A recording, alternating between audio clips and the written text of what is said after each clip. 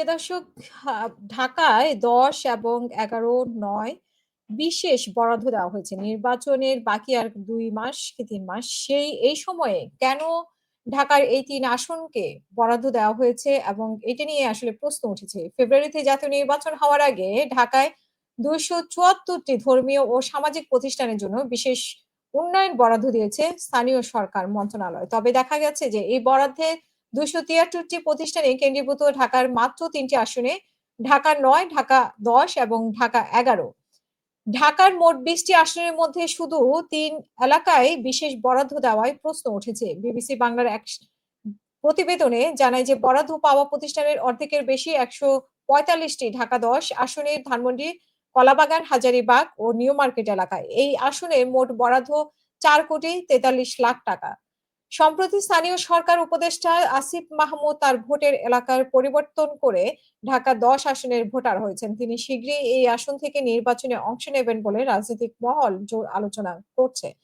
প্রায় কাছাকাছি সময়ে ওই সংসদ আসনে মসজিদ, মাদ্রাসা, মন্দিরে তার মন্ত্রণালয় থেকে কেন সিংহভাগ বেশি বরাদ্দ দেওয়া হলো? স্থানীয় সরকার উপদেষ্টা আসিফ মাহমুদকে যে প্রশ্ন করা হলে উনি উত্তর দিয়েছেন যে তিনি আসলে জানেন না এর কারা সুপারিশ করেছে। এদিকে ২৭৩ টি প্রতিষ্ঠানের মধ্যে বরাদ্দের বাকি ১২৮ টি প্রকল্প অন্য যে ২ টি আসনে দেওয়া হয়েছে সেগুলো হলো ঢাকা ৯ এবং ঢাকা ১১।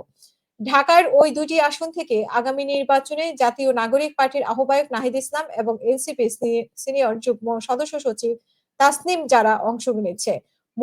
মসজিদ মাদ্রাসা ভোটের আগে বিশেষ বরাদ্দ দেওয়া হয়েছে এমন প্রশ্নে উপদেষ্টা আসিফ মাহমুদ বলেন যে বিশেষ বরাদ্দ দেওয়ার সময় তো এখনো শেষ হয়ে যায়নি। সারা দেশে অন্যান্য জায়গায়ও বরাদ্দ দেওয়া হবে। এবং নির্বাচন কমিশনের আইন অনুযায়ী তফসিল ঘোষণার পর এই ধরনের প্রকল্পের বরাদ্দ দেওয়া যায় না।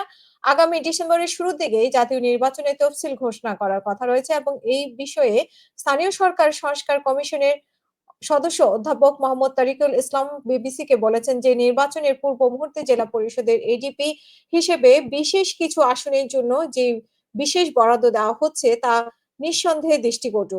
এর আগে গত ৫ই অক্টোবর ঢাকায় ১৪টি ধর্মীয় ও সামাজিক প্রতিষ্ঠানের ৪২ লাখ টাকা বিশেষ বরাদ্দ দেওয়া হয়েছিল, যেগুলো ছিল ঢাকায় অন্তত ১০টি আলাদা আলাদা এলাকায়।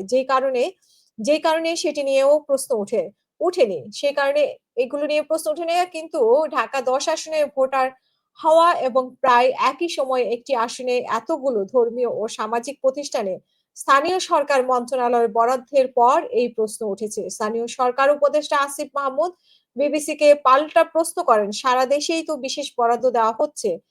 তার সবগুলো নিয়েই রিপোর্ট না করে কেন ঢাকার আসন নিয়ে বিবিসি বাংলা রিপোর্ট করেছে। তবে পরে তিনি বলছেন যে প্রতিষ্ঠানগুলো বরাদ্দের জন্য আবেদনগুলো কারা করেছে তিনি তা জানেন না। এগুলো খোঁজ রাখা যায় না, খোঁজ রাখাও যায় না। আবেদনগুলো বিভিন্নভাবে আসে। আবেদনের প্রেক্ষিতে বিশেষ বরাদ্দ দেওয়া হয়। আগামী মাসের শুরুর দিকে ত্রয়োদশ জাতীয় সংসদ নির্বাচনের তফসিল।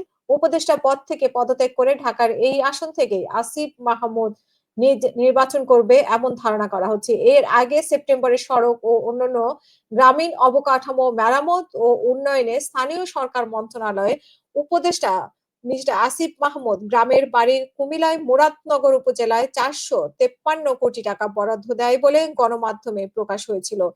একই সময়ে ঢাকায় ৩ আসনে নতুন বরাদ্দ নির্বাচনের আগে নির্দিষ্ট প্রার্থীদের সুযোগ দিতেই কি দেওয়া হয়েছে এই প্রশ্নের জবাবে উপদেষ্টা বলেন যে আবেদন না করলে বরাদ্দ দেওয়া হয় না। যেখানে আবেদন এসেছে সেখান থেকেই বরাদ্দ দেওয়া হয়েছে।